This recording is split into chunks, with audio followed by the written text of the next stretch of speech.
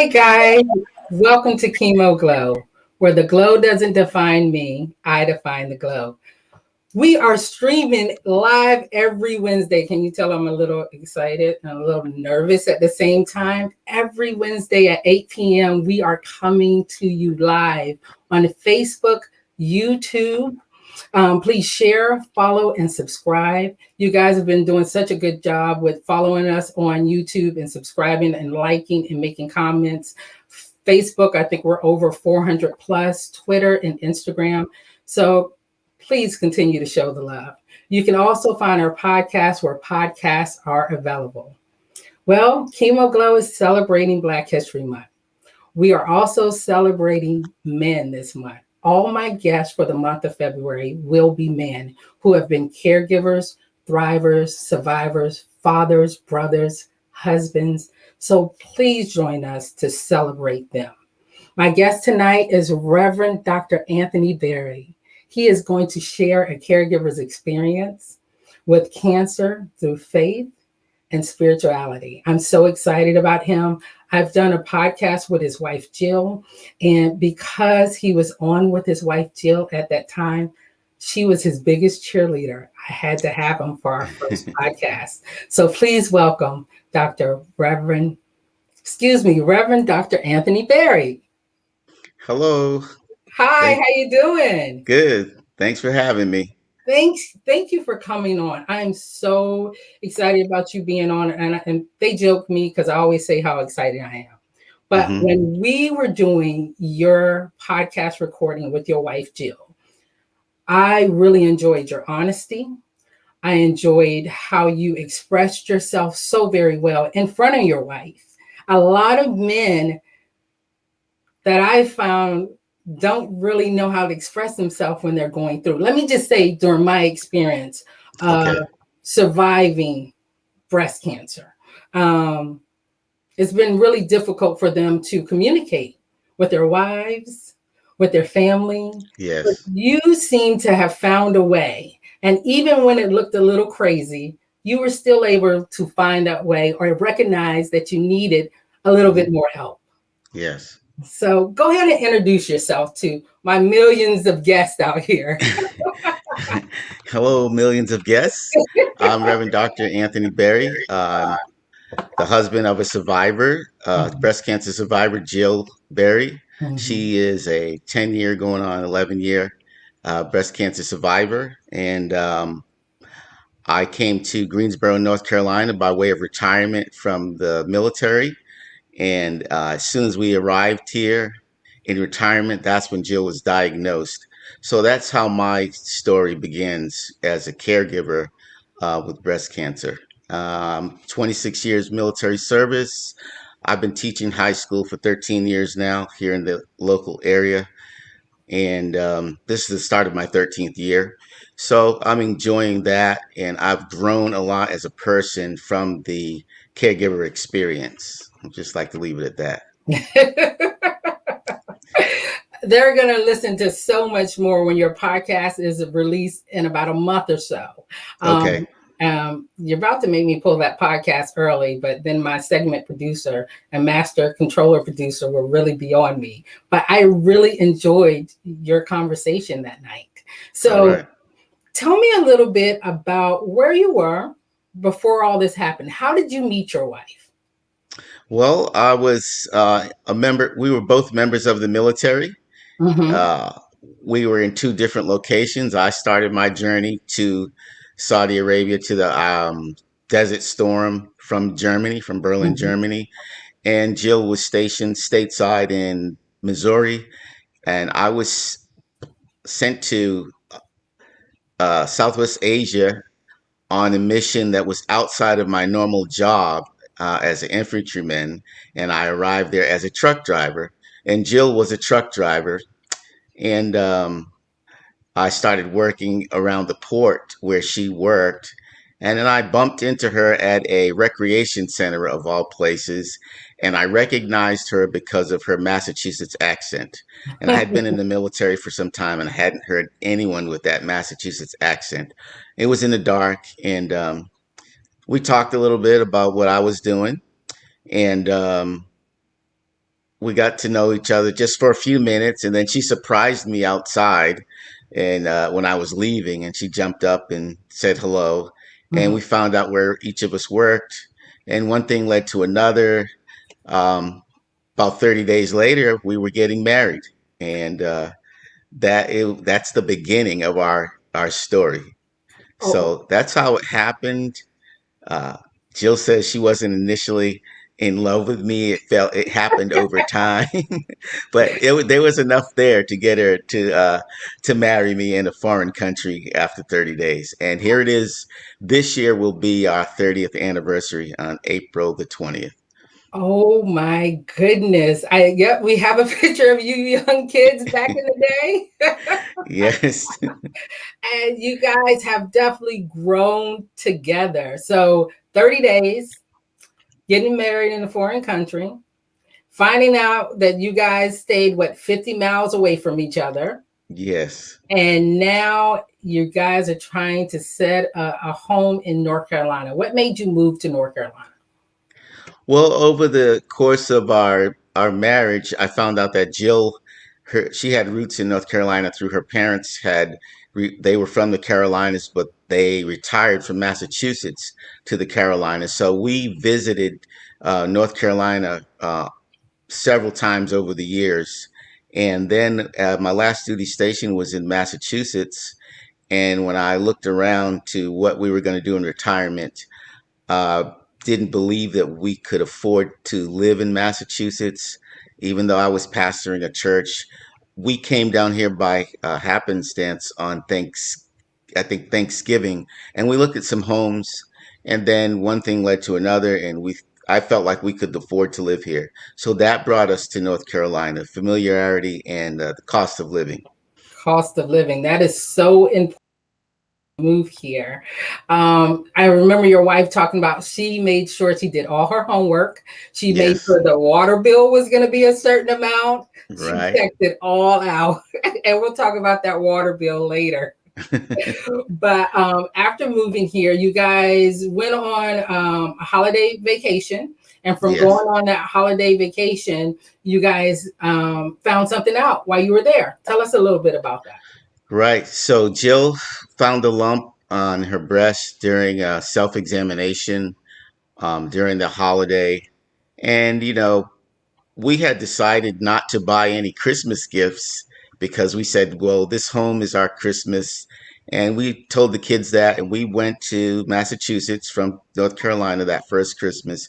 And I think on Christmas Day, we went over to a church that we were familiar with, and we fed the homeless, gave out coats, and I thought we were doing great things. But Jill had found this lump, and I believe she told me, but I didn't really didn't sink in. And then when we returned, she said it again, and then she went for a biopsy.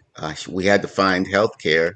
Um, a doctor first, and then all of that happened, and then by January she was calling me on the phone telling me that it was positive. Wow.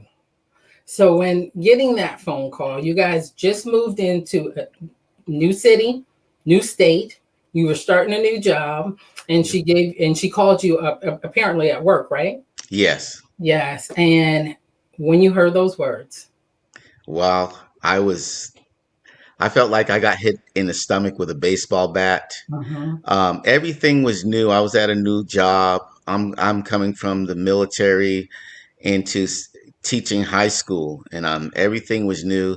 I felt lost every day in my new job already because I'm learning a new system, how schools really work. And then I got that news, and I was scheduled to go to Myrtle Beach for some type of training for JRTC. And I called the headquarters immediately, and I said I will not be going to this training because my wife has just been diagnosed with breast cancer, and we everything began to roll like a just a runaway train from that point. Appointments and finding out how this whole thing works. Okay. So finding out how all this works, we talked about in the podcast, we talked about insurance, Yes. and that was a big thing. Yes. So Tell us how that worked for you. Well, I remember being at Cone Hospital, absorbing, the briefing from the oncologist with his legal pad of how cancer works. And he gave us, it was like an hour meeting. And at the end of that, he finally went through 8 pages of notes and he said, I can cure her. And he set us up, set Jill up for chemo. And we showed up for the first day. And we went just like anybody else. You go and you check in, and they want your insurance card. And they told us that your insurance has not paid the bill yet. And they asked me, "Do you have $5,800 for the first dose of For the chemo?" first dose For the of first dose, just one. You're going to be doing this for a while, and the first one is 50, each of them are $5,800. So I was kind of stunned. The lady was still on the phone with the insurance company. And then her oncologist, they were waiting on Jill. It was time to start. And of course, we're so nervous. This is all new. And the oncologist comes out and he tells the associate working at the for the insurance with the claim that these people are veterans of the military. They've earned their care. We're not waiting.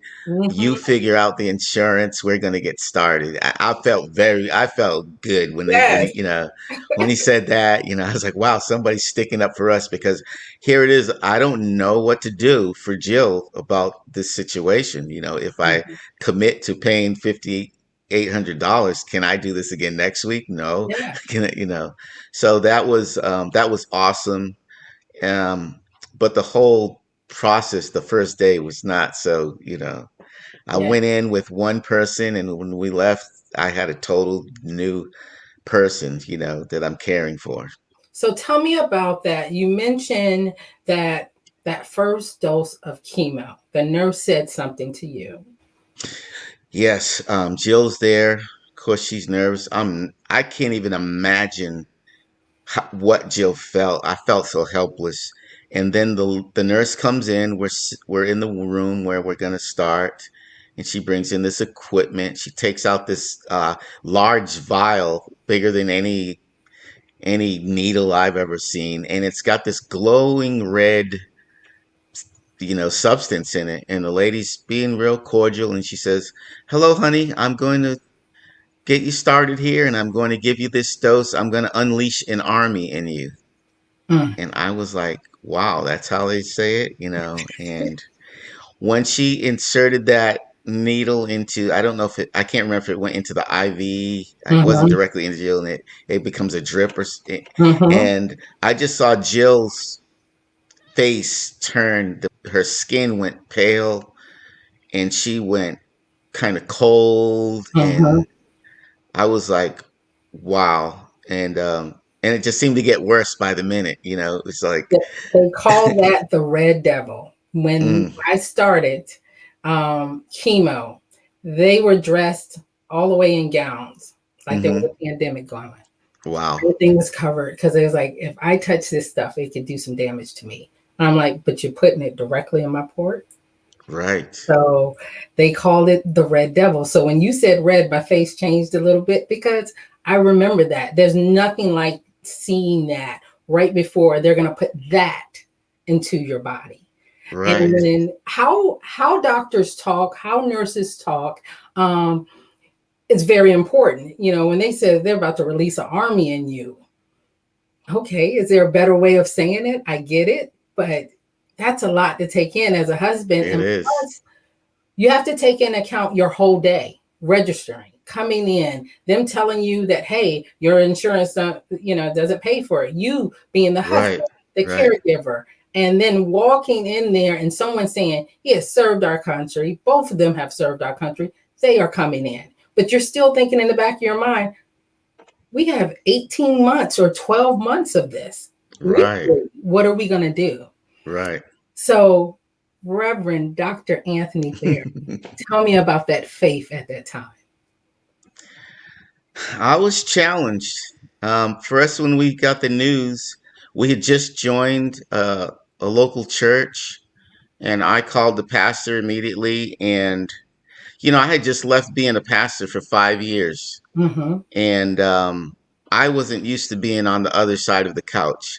I've been to so many bedsides when people are about to expire, so many funerals, and here it is that I'm on my own couch in my new house, and the pastor is counseling me, and words that I used to use on, the parishioners of my congregation, someone's giving me those words. And I'm like, I'm the man of faith, and now I really need my faith. So that was tough. And I had to be strong for Jill. And you can't really, when you're talking cancer, you can't just talk faith talk, because you're looking at real pain, real struggle for survival for the person that's undergoing the treatment. And you're trying to keep your sanity and come to terms with, this is really happening to me. And it's not just you, that you're not the patient, but how do you do it? How do you get through it? So immediately I began to go to early morning prayer on Sundays. And I've been in ministry for so many years, and I was used to being, I'm the leader. I'm the one who shows you how it's done in faith. And cancer caused me to start getting on my knees every night. I used to pray standing up as I'm walking, because I felt I'm very spiritual. God is with me right now. But cancer will make you humble yourself and get down on your knees and fold your hands. And really, I think the first time we ate dinner after that first week at our table, Jill clasped her hands together, and she was so serious Mm. about just praying over her meal. And I was like, I've never said that until today. But when I saw that, it hit me. It got me, and I had to be strong. And I was like, look at her, Yeah. and she's kind of taking the mantle on, and she's struggling to do it. So Hmm. that was the first step there. I remember 9 years ago when, and I was telling your wife this, that faith, when people think that sometimes if you're having your moment, you're having your Right, glow moment, they think that you're not faithful. right. They tell you not to claim it, don't put it out in the air. However, this is reality, right? And when you just Yes, said something about faith talk, here you are, been on the other side, speaking to hmm, people who need to hear the word, right? yes, But that understanding that sometimes doesn't go side by side when it's going on, when stuff is happening to you. And then you look across and your wife is down there seriously about to pray over this food and yes, struggling through this, yes, right? yes. So that's something I struggled with. I mentioned to you that I told my husband, and I'm mad at God, and he said, "Well, go ahead and be mad. He's still gonna win." But Right. but in that moment, I needed to just say that, to know that, Yes, you know, I am truly out here and I give it all to you, but I have a moment and there's nothing wrong with that, having that moment. So, correct. so I'm glad that you are sharing that with us. So many people think that just because I'm weak, just because I'm crying, just because I'm having a moment, that I don't have faith. That's not it. That's not it at all. Right. So, going to those appointments and the ones that you could not make, because guess what? You're new in in North Carolina. You're working. How did you get your support? What was your support while you were going through?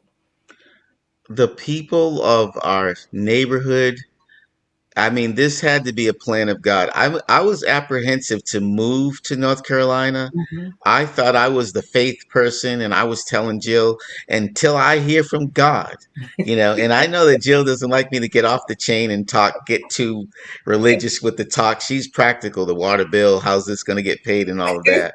So I did my homework. I looked across every piece of real estate in Massachusetts and determined, okay, God, you're not speaking to me audibly or anything. Nobody's prophesying that this is the way to go. So we're going to take this trip to North Carolina, and we're taking one check with us. And if we find the place, we're going to put the down payment on this new home. So we arrived here, and but the faith that it took to get here, and then the challenge of all of that, it was there was a shift in my theology. And definitely, I think I shared with you that when I left, I was on a spiritual high. When I left Massachusetts, I felt like I had gone into the church that God sent me to. I did the work that He gave me to do. And I left and I said, I'm donating money for the air condition and I'm a tither and all of that. And that was erased. All of that fluff was erased with the word cancer. And Mhm. I had to sit in pulpits Sunday after Sunday, helping at our new church, going to Sunday services. And then once a week, I'm at the chemo. And so our neighborhood, the people of our church, they kicked in Mhm. and big time. I mean, they made a list. Mhm. They were professionals with love, you Oh, know.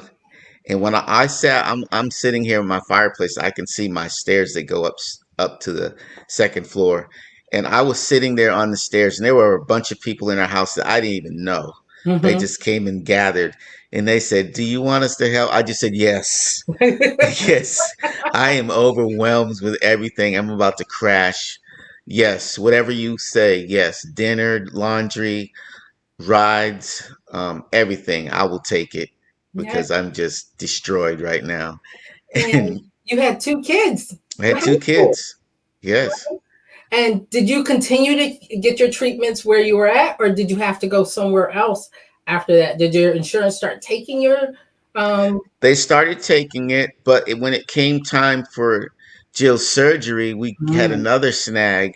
And she was seeing a doctor, and I always felt like it was Jill's choice. Our first doctor, she didn't like his bedside manner, and she says, "I don't like that guy." And she told him right to his face, "Well, I want to get another doctor." mhm, And so she looked at me. I said, "This is whatever you want and whatever our little insurance card will do. So if we mhm. can see another doctor." So we end up in Greensboro to start. She had a great, I don't know what type of doctor is going to do your surgery if you Yeah. need reconstruction. Mhm. She was great. I was proud that she was from UNC Chapel Hill. She seemed smart and young. And then she said, "But I can't do your surgery because your insurance won't let me do it here. So we're going to send you to UNC Chapel Hill from Mhm. Greensboro." And I'm like, I'm already working in Winston from driving to Greensboro, from Greensboro every day.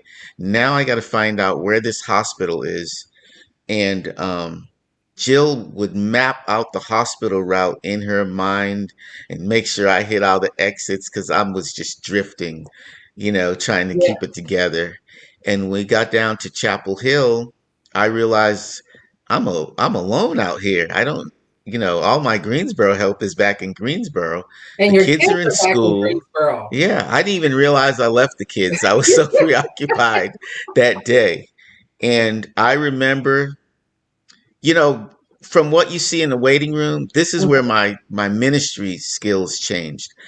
I've been in hospitals where people are in ICU and Mhm. everything like that, but I've never been on the cancer ward and where you get chemo. And when Mhm. you go back there and they just treat you like you're just another one of the people getting your dose of chemo, and people are Mhm. sitting there, and I'm looking around and I'm like, wow, this is Yeah. how they do it. So when we were sent to Chapel Hill, I was down there and we went in the same situation, but now they're doing surgery. There's a bunch of people. It's very sterile. I really don't know what the surgery is going to do. Mhm. The lady talks to me briefly and says, "We're going to take good care of your wife." And I'm just looking at all these people and all of this equipment. And then they gave Jill the drugs, and she's praying while she's hallucinating. And she says, "Don't worry, honey, Jesus is going to take care of me." Mhm. And Jill doesn't talk like that. I was like, "What?" And You and asked then for she God to was talk to you. yeah. And then she was gone for about, I think, 4 hours. Mhm. And I was out in the lobby and I was trying to have a pity party. Yeah. And then I was like, well, I'll go across the street and get something to eat. And I came back and I was thinking all the what ifs. What Yeah. if it goes like this? What if it goes like that? God, why are you doing this now? And after I asked God every question I could think of over about a 2 month period, I was like, look, Lord, you got to keep Jill here because I'm Yeah. not ready for any of this, Mm-hmm. and this doesn't make sense to me. Anything I said, I don't need to preach, I don't need to do any of that church stuff, but I do need my wife Mm-hmm. here, because my life won't make sense. And Oh. so once I got confident with that, and we got to the root through the routine. Mm-hmm. When you go home from surgery, they don't tell you, they can't make you understand everything that's going to happen to you at home, Yeah. and And that once was a big part. and when they're talking to you, your wife is just getting out of surgery. Right, And even if they are telling you stuff, it's like, wah, wah, wah, wah, wah, what's going on? Because you got to get back from UNC to Greensboro. Your right, kids, even though everybody stepped in, all that stuff is still going on, and you have to figure right. it out, right? So, Hmm. UNC took care of you for your treatment. You had your surgery there, and then you had your chemotherapy in a different place Back in Greensboro. back in Greensboro. So you Hmm. receiving treatment. And did she receive radiation too? Yes, it's kind of foggy to me now how I know the surgery was second. I remember Elizabeth, was it Elizabeth Edwards, that was the senator's Uh-huh. wife? She Mm-hmm. was going through, we used to see her at the cancer center, Oh, wow. where of course she expired during Jill's time. So Mm-hmm. also as a caregiver, you see people with star power, they're going through, and Yeah. then you see ordinary people, and some people, they expire, and some people are on this journey. I had Mm-hmm. to learn that word, that they call it a journey. And all of these things are happening, and you want to know where you fit in. Where's our story? Yeah. How's our story going to go? And it's interesting that I started seeing a lot of cancer commercials Yes. while I was going through. I was like, I don't remember all these cancer commercials. What's really Right. going on with all these cancer commercials? So during the time that you're receiving treatment in one city, then you have to go for surgery in another city, and now you have, radiation. Yes. How were your kids? They were kids. My daughter Alexandria was very driven. She was into ROTC, and I would check in with them and say, "How are you guys doing?" "Oh, we're good, Daddy." I mean, we're a military family, so everything has always had to be structured. My kids spent a lot of time without me over the years. I could get a call, "You're leaving for 45 days," and I'd be gone. And so they were used to that. They grew up in that.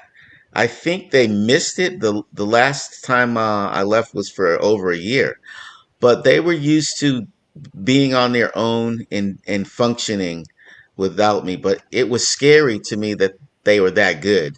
you know, um, and because my daughter was applying to the Naval Academy, and hey, Dad, you need to sign this. They were going on field trips and things. "Dad, you need to sign this." And I was just signing papers, and I'm going out the door also. I'm getting up every morning, making Jill fruit to put beside the bed, her drinks and everything. And then I'm going out the door. I check in with her at lunch.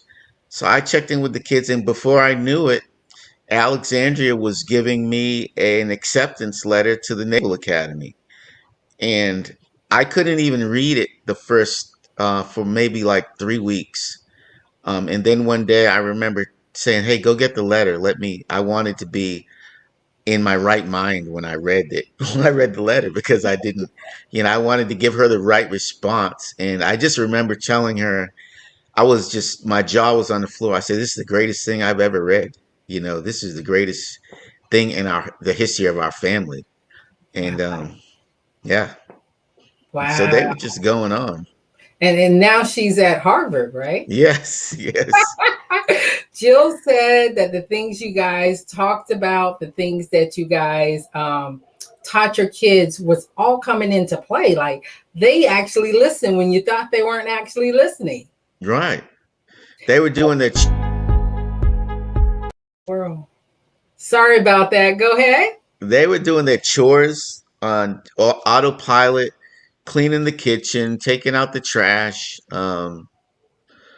sports, all that was going on, and before I knew it, they were graduating. The process was coming to a close. But through the tough part, and people were kicking Yeah. in the neighborhood. And I learned not to be a crybaby because Yeah. you start to see so many people are going through this world, this Mhm. journey, and I was like, wow, I didn't know this many people, and I said I was so naive in ministry to not really know what those doors are in the hospital that I never went down that hallway, in Yeah. whatever hospital it is that treats cancer patients. I didn't have that experience, And so and you, like you said, you were used to going into the hospital rooms right, by the bedside when you were called. right, And it's different when you have to walk through those doors and then you're on the other side and you see a team of doctors for right. your wife. Yes. And your wife is telling you, I'm good. Yeah, yeah. God got me. So Yes. you're having a son during that time. We talked about Alex. I feel like I know her. Your daughter is so sweet. And having Mm. your son during that time, those molding years, how did that affect him during the time that he's seen his parents going through what a lot of people call the cancer journey? I think it was different for a son. Um, I always wanted to. I didn't have a close relationship with my dad. I think they went through civil rights era, and my brother and I were talking about this today. My dad didn't. He didn't. He didn't cuss or anything, but we didn't know. We didn't. He didn't. He wasn't a church person, Mhm. so it wasn't because of that. And we never asked, and so I didn't have really a model to follow with my son in this 21st century. Kid, you're so busy. We used to walk to where our events and get on public transportation. In this day and age, you have to drive your kids to what they're going to do as teenager, any kind of activities. So we were doing that or relying on someone else. So Mhm. but you miss so much from being there or knowing what their experience is at the end of the day if they had to walk and do that. So I think my son felt that in as when he left home. I think he left that we tried to raise our kids, I guess you would call it middle class. I don't feel like I'm rich or middle class well, financially, but I guess we live that life. Mhm. And but they missed the struggle. But it worked out for Alex. She just did exactly what the rules said, Uh-huh. and my son was more like, I'm going to take the challenge. Yeah. I've been to you've sent me overseas to mission trips and all of that. I know all the skills. He was doing all the right things. He was a volunteer at Urban Ministries. He had a friend who did the same things. He was involved with the church, the Heritage Academy, teaching. He graduated from the Church Heritage Academy, which taught them about African American history, self preservation and all of Mhm. that. And then he was a star pupil, and Dr. Alexander would call for Isaiah to help with the up and coming classes. And so he was he knew what to say, and but he challenged us and himself when he became an adult and left home, and he's just now leveling out, I would say. you know Just well, as you're doing all of this with your wife, hmm she's coming through. I met your wife after she finished, I believe, or she was on her septum. and we met in Texas because she was at a Hmm. leadership conference because that's what she does. She leads. Yes. And Yes. we took a we actually was there with the Sisters Network. I was there for a walk, and she was there for the leadership conference. And after the leadership conference, there was a walk. Hmm. And coming back, she really started to volunteer. How did you see her giving back after everything that she's been through? When I married Jill, we were married at 26 years old, 27 years old, both of us. And when I met her, I was impressed with her as a black woman that she got me. I really I said she was always, no matter where we moved, Jill was going to end up with the highest ranking officers' wives, and I was going to be in a circle as an enlisted man that I wasn't supposed to be in because my wife was going to find her way into the top tier of people just by being friendly and volunteering. So I wasn't surprised when when she got well enough to start volunteering. I had no idea it was going to take off to the level that it did. The next thing I know, she was posters on the bus, the city bus going by. Posters in the hospital itself, and I was traveling with her. As her sidekick for for cancer, and it was real. It was really, and I was like, if and I'm starting a church now, and if we get any people to follow us, it will be because the entourage that Jill has built over over our time in Greensboro. So I wasn't at all surprised Hmm. that she was doing things, and it was happening for her. That was her skill set. Well, let me tell you, she is your biggest cheerleader. Because Wow. when I said I was going to talk to her, and she was like, "Have you ever met my husband?" I said, "I was supposed to, but I just had the girls. You guys were celebrating her 10-year. I didn't have anyone that could watch them at that time when you guys was doing it." And she's like, "I'll get a hotel room. You need to come celebrate, meet my husband, all those good things." And Hmm. then when I was talking to her about doing the podcast, I have not done a podcast with a husband and wife recording. I've done one live, but I've never done a recording. Hmm. So that was so new to me. And she was like, "You got to have him on." And I was like, "I need him on for the first podcast in February." And we're celebrating Black History Month. And it's so important that we celebrate our men, Yes. you know.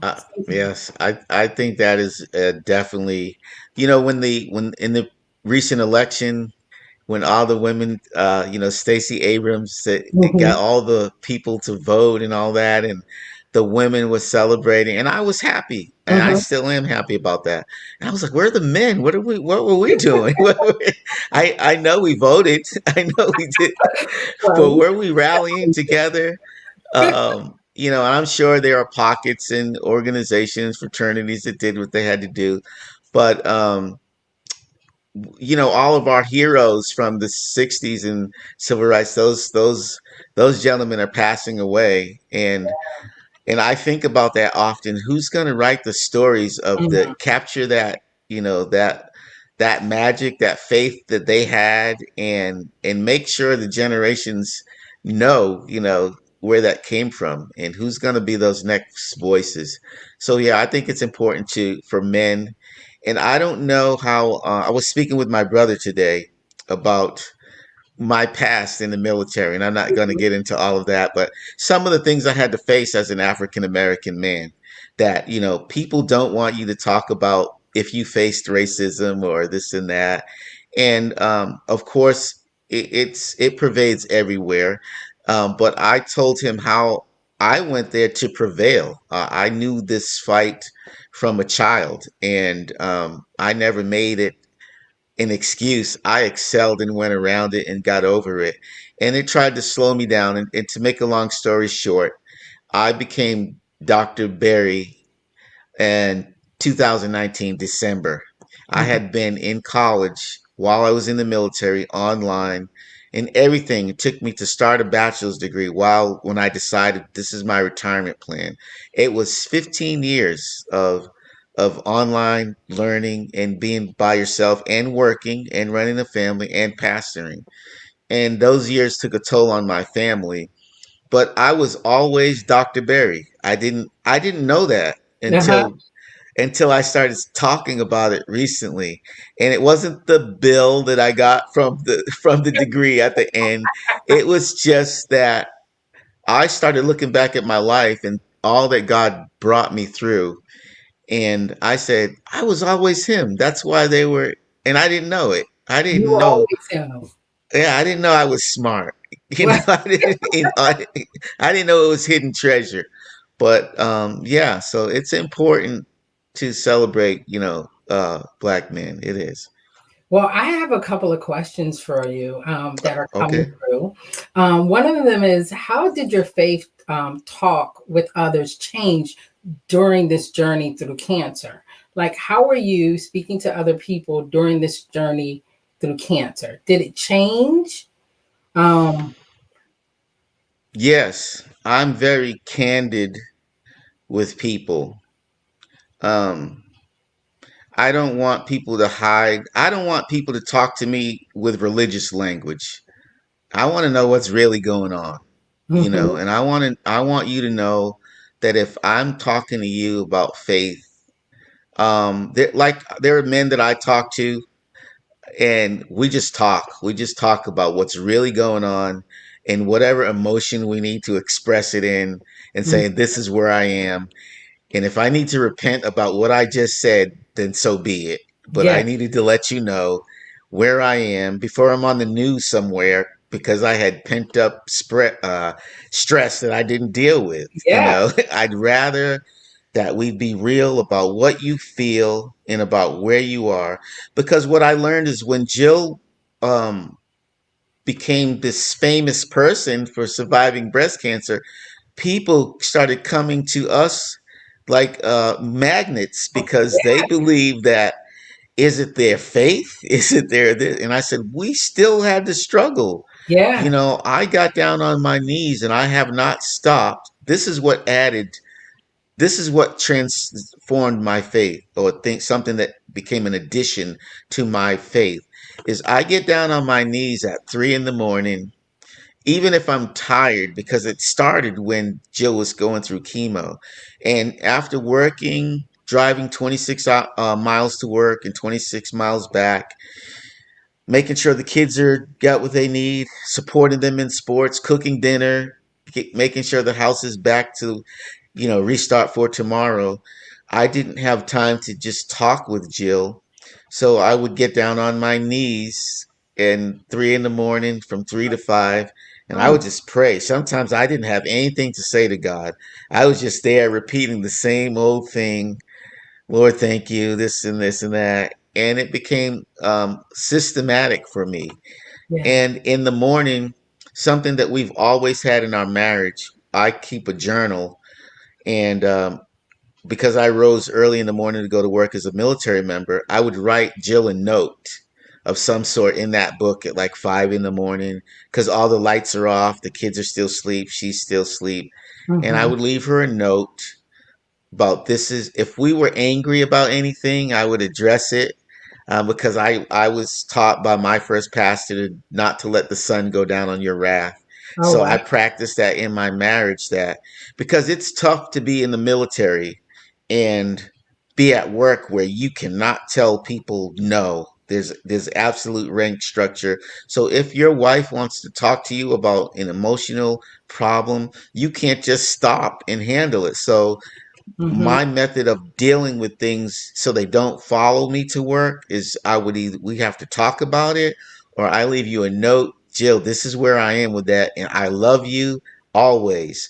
I used to plant a big wet kiss on the page so that she could see it and write kiss me, and so oh, we did that over all the years. oh my goodness, you are getting quite a few questions coming through and comments through YouTube and Facebook. Hmm. So Everybody is so excited about you talking so openly. My segment producer is going to come on. You're just going to see the Chemo Glow logo, and she's going to read some of these questions that we have. Okay. Hi, Dr. Reverend Anthony Berry. I think I messed that whole thing up, but that's okay. I hope. That's fine. I'm not stuck on my any title. So I would like you to share the story, and I know this is in your Jill's podcast about how the chemo brain affected your family, and you told a story about Jill being the one that manages the trips, makes the trips, coordinates the trips, and how she Yes, wouldn't tell you any details in it, how it started to affect your family and the conversation you have with your kids. absolutely. Um, Jill, because I was often deployed, Jill was the organizer, the bill book, and the trips. We often take trips to Massachusetts, whether it's plane tickets or we're going to drive, hotels along the way. All of that was up to Jill, and of course, It was planned around my vacation time, and so when Jill, I started noticing after chemo, when I heard the term chemo brain at a seminar at Cone Health. It wasn't the first time I heard that. I had came up with that term in the house in our home because we would go on a trip and I'd say, "Okay, Jill, what's the itinerary?" And she'd tell us we leave Wednesday at 3 o'clock. We're flying out of wherever, and when are we coming back? No reply. Okay, that's cool. I know she has it, and she's gonna email it to me.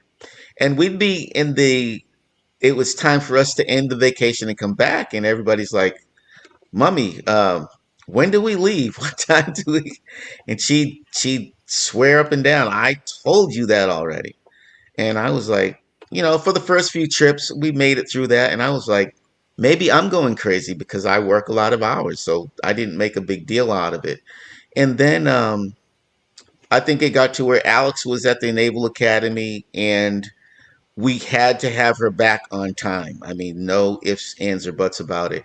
And this particular time, we did not know what time she needed to be back or what time I needed to drive from Greensboro because Jill made the plan and she didn't give us that time. And so I started telling the kids, Jill would come downstairs and say, "Are you guys having a secret meeting about me?" No, no, no.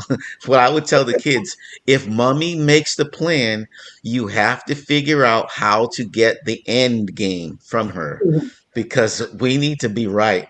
One time we were on Martha's Vineyard and the chemo brain kicked in. And Jill said, "I looked at your work calendar and this is the dates of the trip." And I hope my boss isn't on, but I don't work over there anymore, so I'll tell you this story. So we had just come back from Martha's Vineyard onto the mainland, and we're in Cambridge. We pulled into the driveway of my mother-in-law, and my counterpart calls me from here in Winston-Salem and says, "Barry, where are you? We're in a meeting right now." And I was like, "What?" Jill's just upstairs, just got upstairs relaxing. I ran up. "We'll be there tomorrow." And I was here on official business, handling a funeral also.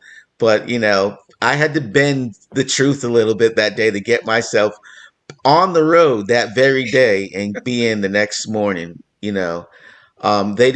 weren't aware of the first part of my vacation, but that was chemo brain. Yeah. And we started to say it as a word around the house. And I had to ever so slightly slip that truth to Jill that this is happening. Mm-hmm. And because I mean, wow, temperatures could flare Yeah. about you didn't tell me this. And I'm like, "Oh my God, I don't know what time I'm doing this." And so when we went to a seminar at Cone Health, they brought it up that it has been in the pipeline, that they've been trying to get insurance companies and the medical world to admit that there's a thing called chemo brain. Mm-hmm. And so when we heard that, I'm safe now. Yeah, We Mhm. actually know this is real, my but it husband. was a trial. Yeah, my husband. We went to. I think it was Cancer Conversations, Hmm. and they mentioned chemo brain because just as difficult as it is for you to realize something's not connecting. Right. Think about us where we're like something's not connecting, but I don't even know how to connect it. Yes. So here we are thinking that we've done everything and we haven't. And then when you're asking, I was like, I told you everything. What are you talking about? So it's important that the community know about chemo brain, about the side effects, not just us as people who are going through, but our caregivers, our loved ones that are taking care of us, so they won't feel that frustration or that burden Right. trying to hide things from us to let us know, yeah, you're not quite right, you know? And you have to get this help and assistance from another caregiver.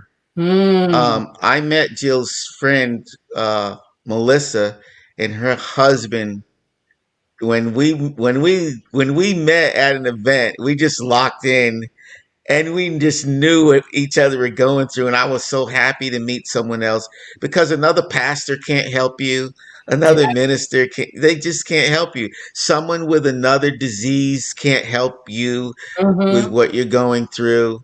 And with chemo brain, you're having conversations, and if your wife or your spouse is with you, and you there's certain things you have to be careful not to say, or people talk to, someone having a conversation with you will say something, and they'll look at you like, why did you just give me that weird answer? Yeah, Because I have some drama going on connected to chemo brain, and I can't answer that particular question the way I should at the moment, because it exactly. might trigger something that I don't want, Excuse me. to happen. So yeah, living through that was tough. It is Tasha Prescott. I know that her mother went through breast cancer and she was, I believe, a senior in high school.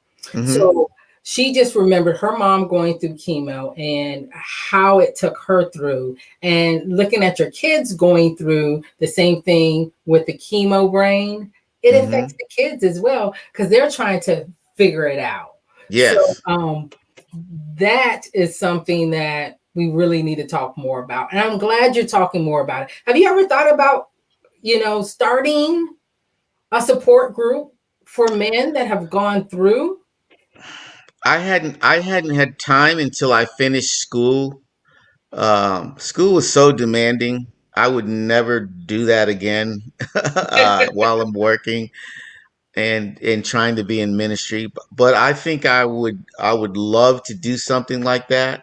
It has been offered, but I was not the steering the project. Even through Cone Health, it started, and I went to one of the meetings, and for some reason it wasn't scripted right, and then something else went on, and we didn't get to step two. And I didn't push it because I had other commitments. But Mm, it's a necessary thing to so men can realize, what they're going through. And I think by culture also, you will go through different things. It will be different by culture. it is. It is. It's very different by culture, by your age, if you have kids, what you're Hmm. going through. I have another question coming on here. Go ahead. So, what I really would like to know is, have you had to counsel anyone as a pastor since your journey through cancer with your wife? And how do you do that differently than you would have at the beginning of your journey? Most of the people I met were through my wife, but what's a phenomena happens once you get tapped, I would say, by God to be the breast cancer family. You're the caregiver. All of a sudden, even in our church, a lady who sat 2 seats in front of us, the next thing you know, she's got breast cancer, and she's coming to us. and they're looking to you for the help. But they've been listening to the stories that I'm telling you now when I had opportunity to share them in open air at church or at a function. And then I can just see another lady, four rows in front of her, it happened. And then I was going to events. So a lot of the women, their maturity level, um, they take it better than you would imagine. Mm-hmm. They're realist about, look, my body is going through something that I can't describe, and it takes months. It could be for my wife. It was like 10 months before she could feel and express again.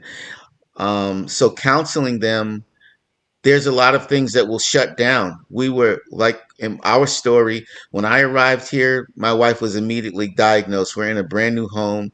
I'm used to moving a lot in the military. We arrive and my wife unpacks her house and tells me where everything goes. And then this didn't happen. I had boxes in the garage. Things were not happening. She didn't come to the kitchen anymore because she lost taste. Food didn't taste the same. I had to figure out what she liked, her diet. I had to cut things to a certain size proportion, or she wouldn't attempt to eat them. And so you make a lot of adjustments. So you counsel them, make the adjustments that the person that you're caring for is looking for, and then also, how can I say this? Connect things for them when they don't see they need your help. Whenever my wife finished her chemo treatment for the week, she would be down for 4 days. On day 5, she wanted to go shopping. She didn't want to sleep. She's reading. She's doing everything she could before that next dose. Yes. And you got to let them go. Gotta let us do it. I remember asking my husband to please put me in the back of the car and just let me ride. Like I was a little dog, like I just wanted fresh air. And I got out there, something happened that wasn't so great. One of my ports, as you know, they send you home with all these drains. One of my ports decided it wanted to come out and everything was everywhere. But I did not care. I just wanted to be out the house before the next dose. Yes. Because you're down for 3 days. So before Yes. the next dose, you're down for that time. Well, I know that you've been doing great things in your community. I thought I had a picture up here of you starting your church. Hmm. Tell me about that. In your Well, I was finishing my graduate work, and this was my graduate work was church planting. When I first got into pastoring, I grew through different churches and different styles of church: Baptist, Pentecostal, non-denominational, military chapels, and everybody had a different way of doing things. Mhm. And I wanted to know, how do you build the church from the ground up? And so when I started to look for a degree plan, I looked at HBCUs. They didn't have master's degrees at that time, unless you were, I find in the Carolinas through churches, you could get those or doctorate degrees. I didn't find it to fit my schedule. So I found it Liberty University, and I looked at the curriculum, and that's what I was looking for. And I said, these are the questions that I have. They're going to answer my questions. So I dived in. I finished, and it's time to church planting and evangelism. That was what my degree was described as. So Mhm. I finished, and here it is. The COVID crisis starts, and it's getting warm this time last year, or March last year, and February. And my neighbors, the first lockdown, they say, "Hey, you're a pastor. We could have service, social distance, in the driveway." And Mhm. my neighbor, Mr. Johnson, he said, "I have a microphone. You've got PA, we can set up and bring our lawn chairs." So we did that. And then they were like, "Are we going to do it again?" About 3 Sundays in, people showed up in cars from other places in our neighborhood. Then the weather got hot, and we kept going. We went to the back deck and then we moved inside for air condition and we found Zoom. Everyone discovered Zoom in America during the pandemic. So we ended up on this thing called Zoom. And I was doing Facebook Live and all of a sudden people saying this is real. I mean, people are asking me, people are giving me prayer requests. I'm doing um, funeral services because people are finding me. Um, and I'm like, and then my pastor, he said, "You're kind of busy to do the things I'm asking you to do. You're a neighborhood pastor." So I said, "I am." He says, "Yep. Look at all these people are seeking you for this. That's good stuff." And so we called it the neighborhood church. Oh, And then wow. Jill made a logo, and everyone was saying, "When are you going to do this? When are you going to really kick this thing off?" So it was one of those unsuspected. I said, "God, is this how you're going to do it?" And that's what we're doing. And I have full confidence now. Like I said, going through all the churchisms and things, and you don't have the right degree, or your ordination papers from the wrong organization. This door is closed. This one won't open for you. Finally, I checked all the boxes and my gifts. So finally, people who wouldn't follow you are willing to take a risk with you and believe. You know, it's funny that it's not just that you know God. You got to have the right People, stuff, and I you see know. Johnson here says that you are phenomenal. Right? The neighborhood church has done so many things for the community. Just like the community showed up for you, you are showing up for your community. Awesome. Yes. What advice would you give anyone who's about to start this journey with their wife, with their loved one? What would you give to them? I would say welcome all the assistance that is Yes. offered to you. And I would tell you that when you go to the hospital, you know, in this COVID environment, people are discovering the awesome work that nurses and first responders and frontline workers do. But when I went to the hospital with my wife, those people were awesome. They say the kindest things to you, um, to keep you motivated.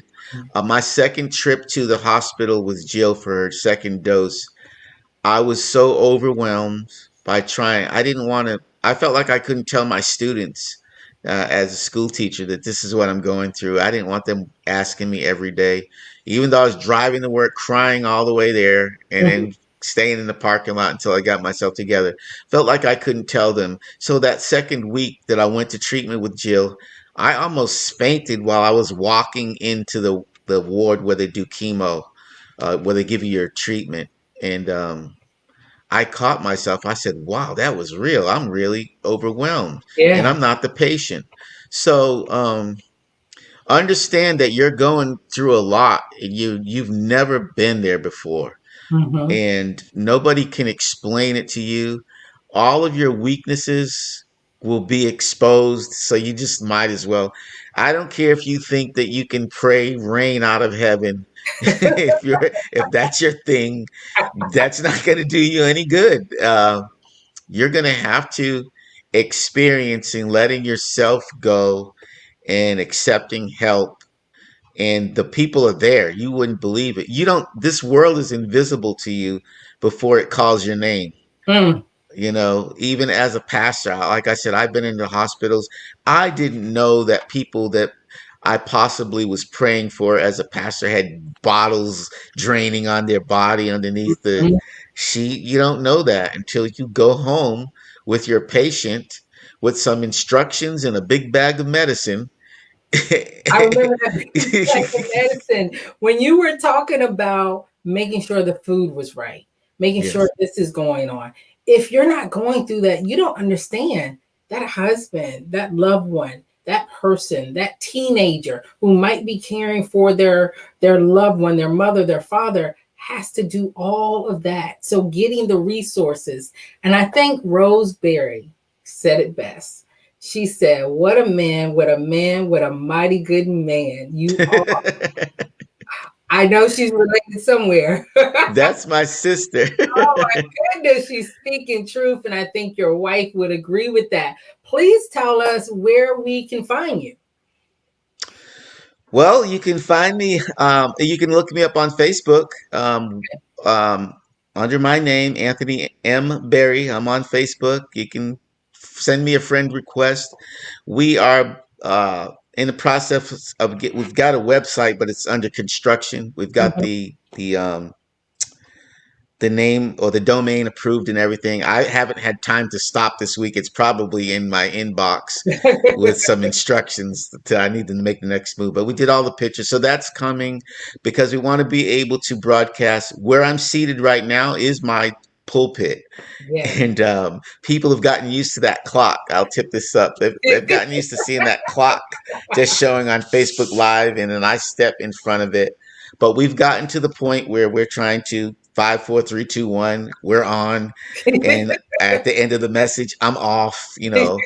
We're trying to be professional. I did not know this was going to happen this way, Yeah. and but it worked out. So you can find me at Anthony M. Berry. We also have a neighborhood church um, on Facebook, and we'll start to publish. We've got a library of preached messages now. We're forming a group. The group is aware of who they are, and then we're supposed to meet in the next 10 days or so. Things happen during January, but yes, you can find me, and you can. My email is Reverend Anthony M Berry at Gmail. Those are my middle initial. Reverend lowercase Rev Anthony M Berry at gmail.com. That's I'm the quickest way. I'm gonna make sure that we put that in our comments. We'll put this once we put our stuff back on YouTube, back on Facebook. We'll make sure that we have all of your links. And Okay. look at somebody trying to do something real quick. Oh wow, there you I go. love it. So that's where, guys, you can find them. And Dr. Berry, thank you so much for defining your glow. Well, Because thank you. the glow doesn't define us. We define the glow. But before we go, someone up here has great segment. I agree. He has been, oh, again, you're just a phenomenal pastor around here.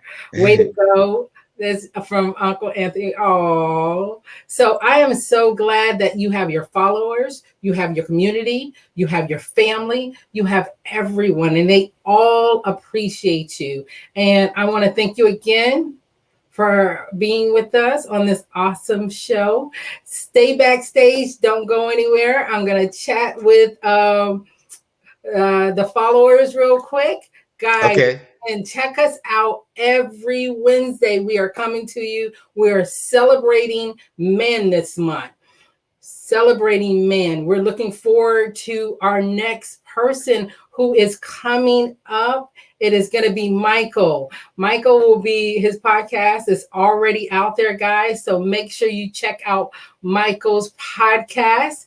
He is a husband, he's a father, and he is going to tell his story about defining his glow with his wife.